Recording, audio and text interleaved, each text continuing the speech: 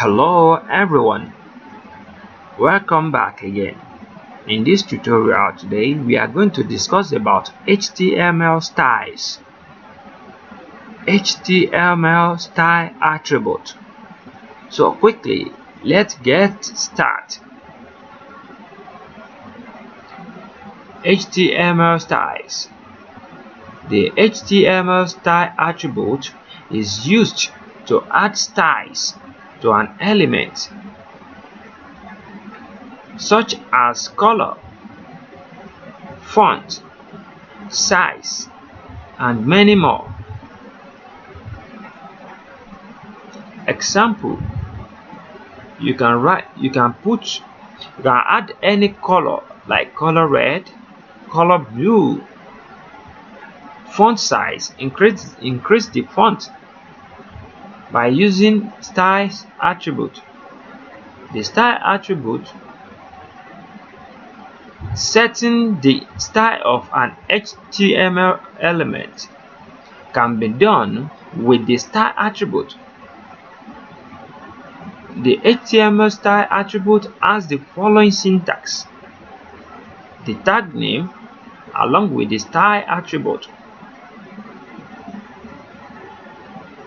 the property, the CSS property along with the value of the property is also CSS property. For instance, it's going to be like this. The tag name is going to be h1 or h2 or whatsoever, or div, any element. Inside the first tag, you just have to put the style attribute along with the property. The property is the background color or font or font size or whatsoever, along with the value. The value of the background is going to be blue, black, or red or white. The font size can be in pixel or 100 pixel, 1 pixel, 10 pixel, 100%, 1%, 1 rem, 2 rem, and so on. And you finally put the end tag